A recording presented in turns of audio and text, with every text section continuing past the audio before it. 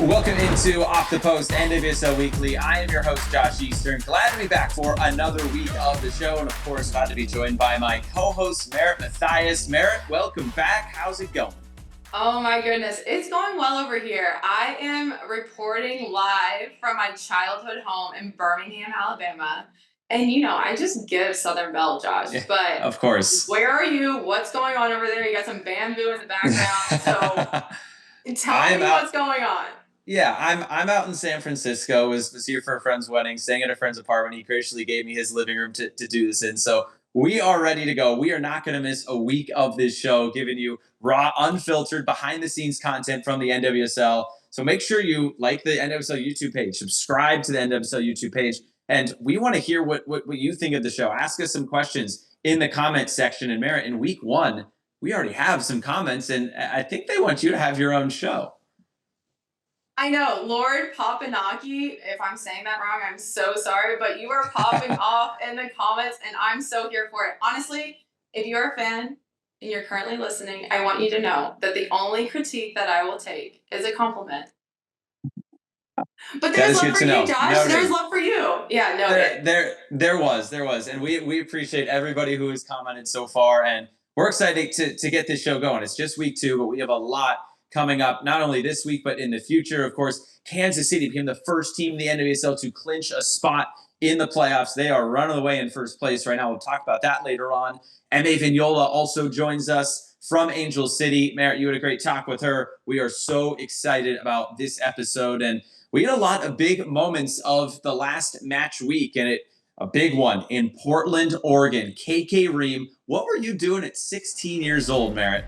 Well, certainly not this, Josh. Certainly not scoring my first professional goal. I was thinking I was very cool in my car, driving myself to my club practices and probably picking up fast food from somewhere. But shout out KK Ream. This is a massive moment. She will remember this for the rest of her life.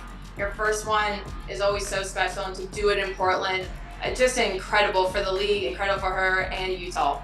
Yeah, such a big stage to do it on, and also getting a big win. It was just their second win. We'll talk about that a little bit later, but this is the big news. This is worldwide news. Taylor and Travis, they are engaged, and look at what Travis set up for the setting. Absolutely beautiful. Absolutely beautiful, and we know that man had some help. There's no way he came up with this on his own, and obviously this went viral. It broke the internet almost, but listen, I think we got a little something cooking up in the NWSL. We got a little it couple of our own, and that is Trinity Rodman and Ben Shelton. They have been great so far. We get so much content from those two. And Trinity Rodman went to the U.S. Open for one of Ben Shelton's matches. Unfortunately, Ben had to pull out because of injury in the next round. But we got a little snippet of a press conference between the two, and there was a special guest. Last question. So, how did it feel not being able to serve faster than 135 today? Why do you give her a question? My orders from the boss over there. I just know you like to serve big, and it wasn't breaking 140 today. Yeah, it was cold outside. So I think that was, the main reason. I was, focused on hitting spots, and I didn't hit those spots. So maybe I should have just served bigger, but something that, I'll definitely work on next time. Okay. Thank you, everyone. Thanks. Gosh. I got a lot of voices. Let anyone in the room with this phone, huh? Just fantastic. I feel like we get like a viral moment from them every week now. I mean, I absolutely love it. It was cold outside and it was cold inside that presser. Trinity Rodman was not letting that man off the hook. I mean, she hit him with the most hard-hitting question, unlike his serve. Yes, and he is a big serve. And he was also in Washington for the game this past weekend. Maybe we'll see a reversal right there between those two. Oh my gosh, we should absolutely allow Ben Shelton into the post-game press conference. We let that man get his lick back. We need that.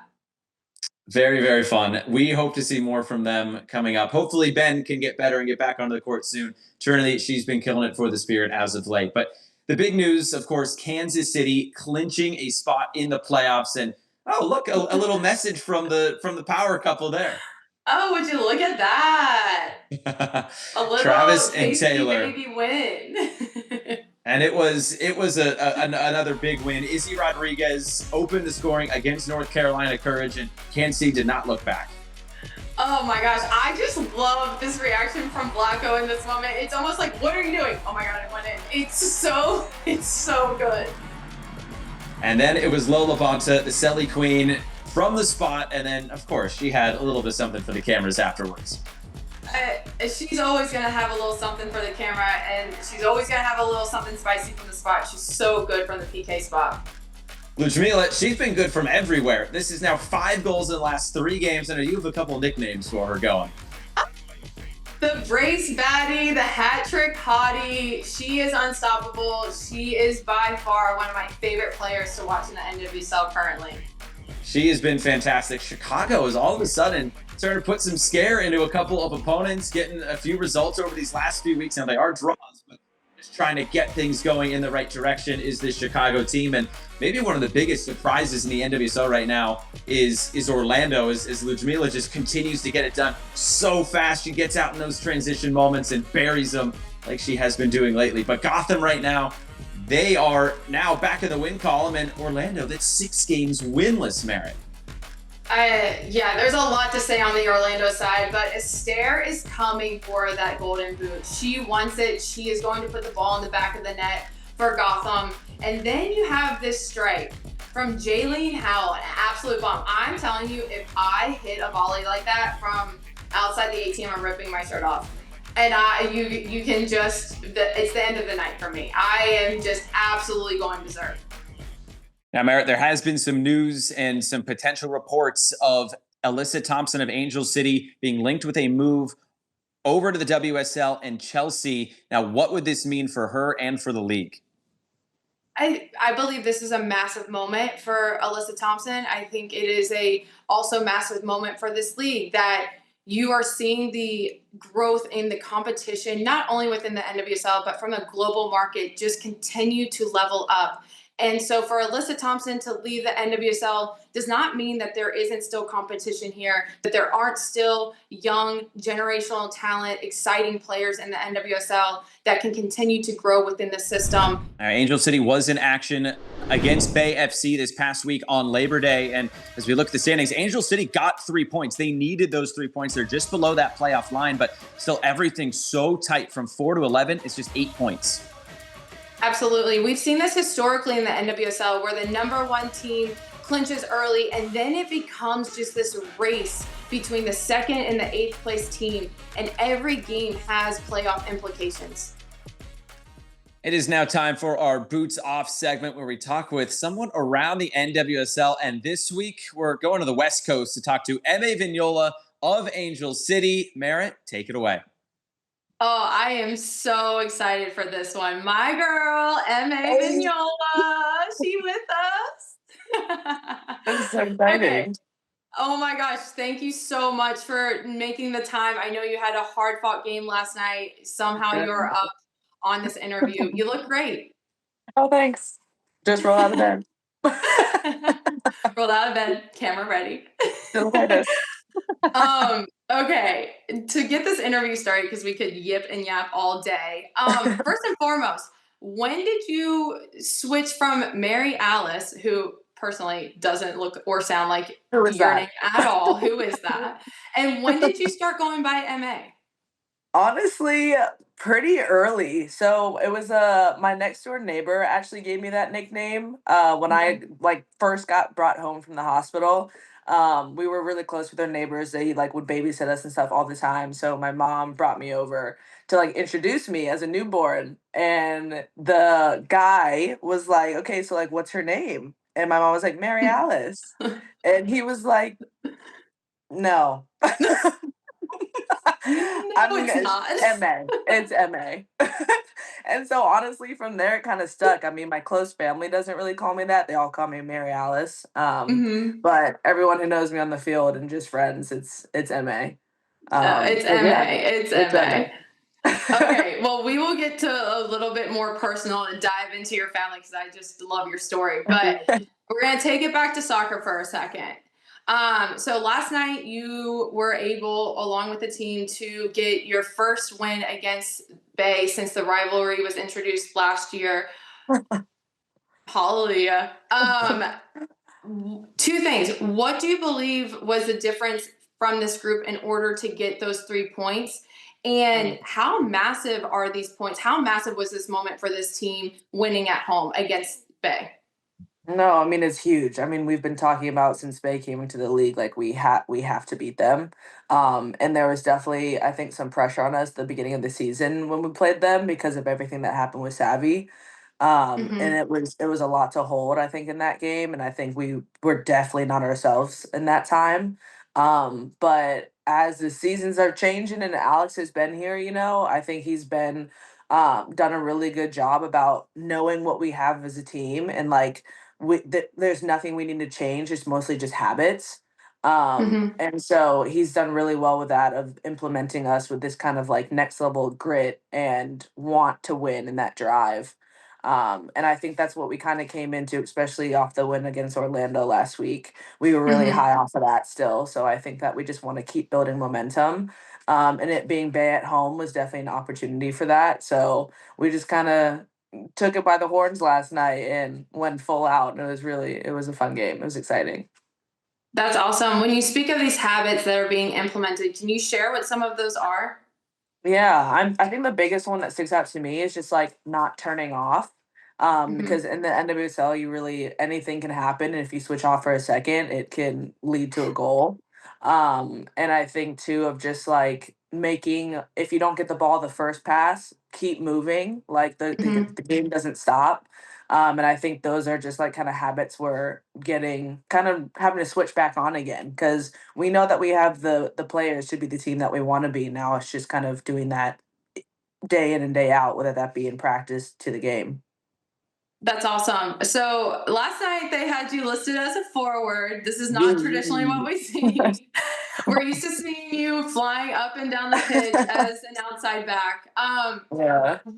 How do you like taking on this role? And in your prep throughout the week, even on game day, do you prep any differently when you know you're going to play a different role than maybe what feels more comfortable for you? This one was actually interesting. So I think I really didn't know until midweek or the day before the Mm-hmm. game that I was probably going to be a winger.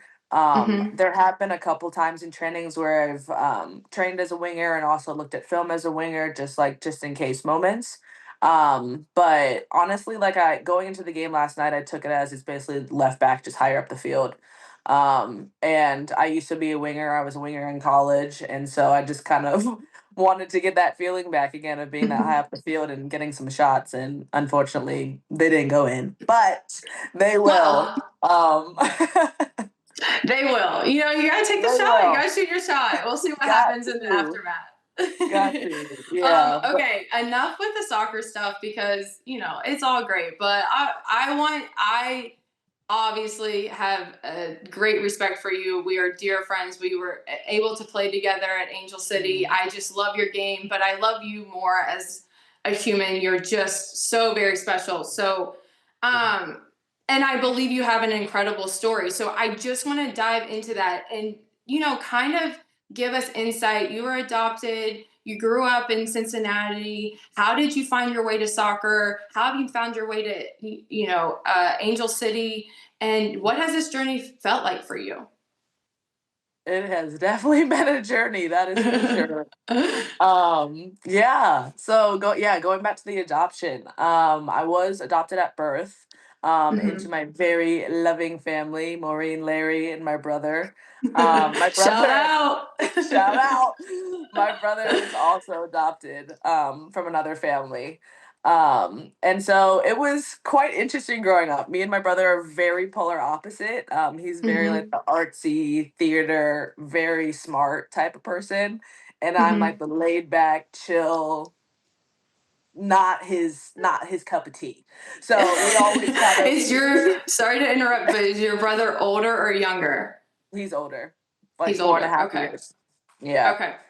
Yeah, so growing up, I feel like it always is like the older brother is like bullying the little sister. No, it was flipped around. It was I was the bully. I take full accountability for that. But as we've grown up, we've definitely he's my number one fan. I appreciate him so much. You know, he's watching every game, he's looking at tactics, he's looking at all the things. So he's really just kind of, as my whole family has, just kind of helped me along this journey. I did pretty much every sports growing up. Like I did soccer, basketball, gymnastics. I kind of just wanted to throw myself in anything that I could. And but soccer is honestly the one that stuck. That's the place where I Mhm. feel like I could be most myself and run around, and it was helpful for my mom to get all my energy out, and so she appreciated that. Um, but yeah, no, soccer just kind of became that like safe haven for me. I mean, I think for me, and I still kind of am this way, like I can get along with anybody. Um, I think I'm kind and respectful. And so I was kind of the same way as that growing up. Like I was friends with everybody, but soccer, I'm here for soccer. Like I want to play. Mhm. Mhm. And I think like the more of those personalities you have, the better your team is going to be based on just on the field chemistry and off the field chemistry. Mhm. Um, and so, yeah, it took over for me. It really did. That's awesome. And you went to where did you go to college again? Tennessee. You went to Tennessee. From Tennessee, you find your way. You play professionally in Iceland. Find your Mhm. way to Angel City. What was Yeah. that journey like? I mean, to go from Yeah. Iceland to the NWSL is crazy, and then to go from Yeah. Iceland to LA is something. Yeah, very polar opposite places. But Tennessee was really the place for me where I really just grew as a human. Mm-hmm. They gave me so much grace. I actually just saw my coaches when they played UCLA out here a week and a half ago, and it was just like so surreal moment to be like, wow, you were the people and the guys who got me to where I am today. And you kind of had that faith in me and belief in me, no matter how much of a pain in the butt I was. Mm-hmm. They were the people that really like stuck by me. And I appreciate them so much for that. And they pushed me. And I think by the time kind of college was ending, I wasn't like, I was curious still. Like I think I wanted to play in the NWSL. I just really like kind of I think my senior year is when I really started to feel like I don't know, like I need something different. I don't want to jump right into soccer right now. I want to still play, but I also want to Mm-hmm. experience other things. And so Iceland was honestly the one of the first places that just kind of popped up from for an opportunity, and I was like, "W- they have soccer in Iceland? Like I thought it was what only ice. I thought it was ice. I thought it was Vikings. Like I didn't know there's a community out there. Um, and so like it was. I was just like, okay, you know what? Why not? Why not? Mm-hmm. And it ended up being one of the best experiences of my life, and I still talk about it to this day. It was just the soccer, definitely not an NWSL up to like that par, but my second year I was playing with a lot of Icelandic national team players, and so that kind of held me to a higher standard, and I realized like, oh, like I can play with them, like okay, like I want to go back to the league and do this too. And I kind of already knew that, but I needed to have that belief in myself. Mm-hmm. And that's been like a biggest part of my journey, I think, is just kind of I know I can play, and I know when I'm focused and I'm happy and I'm free, that's when I'm playing my best. But I want to be able to get to do that all the time and just have that belief and confidence in myself. Um, and so coming to LA was a huge opportunity. Um, and it kind of started off a little interesting because I had torn my labrum and Mm-hmm. I was coming into LA with that, and I knew I needed to get surgery at some point, and I just decided it to be then because I didn't want to keep playing on it. And so that was about almost a full year recovery. And that was tough mentally because seeing how big of an atmosphere BMO is and being in the LA community, but not really feel like I'm in it yet was hard. But it also like gave me a second to like take it all in and meet you guys and kind of see how you guys train and what the NWSL life is about. And it was definitely a different perspective, but it was honestly probably in hindsight the way to go. Um, And so yeah, and so here I am in LA trying to do the dang thing. Um, Here you are in LA. So just a little insight for everyone who's listening. I believe you moved to LA with your longtime boyfriend, to Norris Merck, right. aka T. We love him. I'm like, listen, you got Travis Kelsey, Taylor Swift, we got Trinity Rodman, Ben We Shelton, got and MA and then Merck. we got Emma and Merck, yo. Put them on. Put them on. I absolutely love your relationship. Can you just give me just give me a little insight? How did you guys meet? Tell me about your journey. T was with you in LA. I don't know if he's still with you in the same way. Yeah, just tell me about your journey, your relationship, and how that's helped you just find your footing in a different place like Angel Yeah. City. Yeah, no, T has been a huge part of my journey. He kind of started, we met as soon as I got home from college, right before I went to Iceland. And from there, like I am a lover girl, and so when I first met him, I could see my future. I was already planning it out that first day. So and I was like, so you're gonna have to go along with this. And so from there it's been now 5 years going strong, but it has definitely, we both had our ups and downs. We both gone through injuries. When we moved out here, he retore his ACL, which was tough, and that was at the beginning of my season, the start of his season. So we've gone through it. But with him being by my side, honestly, like especially that the year coming off of my hip surgery, like he kept me so grounded. And it's crazy like looking back and thinking about it because again, like I feel like I was a handful. Like I get really stressed really easily, and he's more of like, relax. You're literally fine. And, and so that has been something to navigate and him helping me through I mean, that. we're still going, but do what you gotta do. It's fine. Yeah, I mean, I just absolutely love it. I love and adore your relationship. Is T still playing? And also, another question: you fall in love, want all the things. Is there a thing that you found so precious in the beginning that you're like, this is so annoying now? I find this so annoying of you now. What, from him? Yeah. Oh God. Oh God. Not really. I mean, everything, like it is crazy how well we mesh because we really are like polar opposite in Hmm. personality. But I also Hmm. think that's why we mesh so well. And Hmm. so with me, like I'm more the bubbly, outgoing, kind of can get along with anybody in any setting. Where with him, he's more of like, let me chill against the wall to make sure everything's cool around here before I integrate myself. I so love it.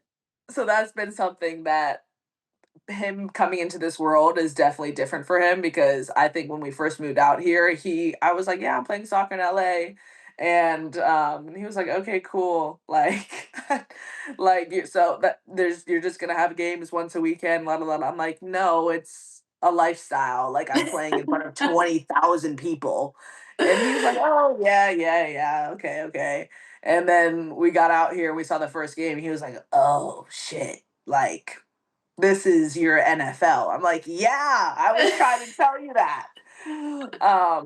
But it's with him, he has definitely like with you guys, with my team, with everyone that we've kind of met along the way, he's definitely started to come out of his shell a little bit more. And I love him so much for that. I feel like sometimes I do push him to be a little more outgoing, but he does it in his own You way, don't and I love say. it. I love it. Okay, we're gonna end the segment with a little game that I put together, and it's who is most likely, and we're going to do it between you and T. So you have to tell me in a little rapid fire, who is most likely on the questions I'm about to give you. Okay. Yeah. Okay. Who is most likely to leave the dirty clothes on the floor? T. Oh my God. Okay, who is most likely to put on a movie and fall asleep 5 minutes later? Honestly, I'm 2 for 2. I'm 2 for 2. Who Who is most likely to hit the snooze button in the morning? Me. Every morning at 5:30, snooze.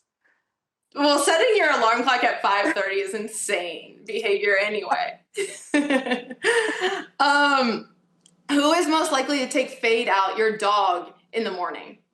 This has already been such a big argument in our relationship, but me, we're working on it. Can you bring Fade into the picture? Maybe we need Fade to answer it. Hey, come here. Who's your favorite? Come here. It's me, isn't it? Is it me? Yes. Honestly, argument over. T has not one leg to stand on. Okay, a couple more. Who is most likely to suggest a sweet treat at the end of the night? Ooh, that's tough. Probably T. Probably T. And you'll be like, yeah, that sounds nice. Yeah, I could go down that. Okay, last one. I feel like this is always problematic for couples. Who is most likely to leave the closet light on? T. Oh my God. You know how mad I get? It's the bathroom because our bathroom light is automatic. So he'll get up in the middle of the night to use the bathroom. Light turns on. Doesn't turn it off. I'm like, what's happening? Well, honestly, I'm glad that you guys have a little bit of tension in your relationship because you're so great. You are wonderful. Thank you so much for joining us. Congratulations on your big win. Love you, MA. See you soon. Love you so much. Bye. Bye. Thanks so much to MA Vignola for joining us this week on the show. Merritt, that was fun to see you former teammates interact again together. Absolutely. I mean, it is just always controlled chaos when I get to speak with MA. I miss her dearly. Wish her the best of luck out on the West Coast at Angel City, and look forward to seeing what else she has in her back pocket for the rest of the season. A big win for Angel City against Bay on Labor Day. And now as we get towards the end of the show, this is one of our favorite segments. Laced Up, we're seeing the best fits from the NWSL, see what these players are giving us coming into these matches. And we had another pretty good week of fits, Merritt. Another great week of fits. I love to see the variation among all the athletes, how they come, how they show up to these games. There's just such a broad spectrum of fits being thrown, and I'm here for every single one of them. Everybody's got their own style, and they're always showcasing it as they come into these matches every single week. Is there one that stuck out for you, Merritt? Yes, I have to go with Croy Bethune. I just love her little moment here. I love the bubble skirt popping out. I just think she looks great. She accessorized it perfectly. She looks like she's about to put on a show, and as she always does. And I just love her fit for this week. I'm going to stick with jerseys again. I know we went baseball jerseys last week, but Josh! I know. I guess I got a nickname now. Jersey Josh, Chalufia, and Ali Watt going with those total 90 Nike jerseys. It's a great retro throwback, and I'm a big fan of it. So sorry there, Merritt. You know, just keep it consistent, Josh. At least I know what you're going to throw out to me. I just know what is coming. So it's fine by me. You can be Jersey Josh for the rest of the season. All right, deal. So maybe when you see some of these jerseys each and every week coming into these venues. But we are getting set for the upcoming week of NWSL action. It seems like every week is getting more and more important as we get closer and closer to the end of the season. It'll start on Friday, Louisville against Portland. Those teams are tied on points right now, right there at the bottom of that playoff picture. It's an exciting matchup. Portland just came off a devastating loss to Utah. Louisville is just finding ways to keep themselves in the conversation. I think this will be an exciting one. And then we have a big game in the Bay on Saturday night. It'll be on Ion. They'll be welcoming in Kansas City. Some big news breaking here on this Tuesday that Asad Oshuel reportedly going to Al Hilal and Saudi Arabia. What does this do for Bay's attack now going into a crucial game? And they need to make up some points here. Yeah, truthfully for the Bay, I don't see this movement of Oshuala being that impactful. Truthfully, she hasn't played any significant minutes since coming back from break. I think this is more so a regrouping of the players that have played significant minutes, really double down on the detail that's needed in order to just put up a fight against this Kansas City team. You saw earlier in the season, that Albertine Montoya went with a game plan to kind of open up, see if they could be a little bit more offensive minded against this Kansas City side. I don't know if he will keep that same approach, considering they need to have either pick up a point or not drop points to Kansas City. A big one coming up this week for Bay. Then there's 4 games coming up on Sunday, including that big game in San Diego. They'll be honoring Alex Morgan, but Chicago taking on Orlando. The Chicago team has all of a sudden put together a little bit of a nice run of form here. Orlando, 6 games winless. What has gone wrong with the Pride right now, Merritt?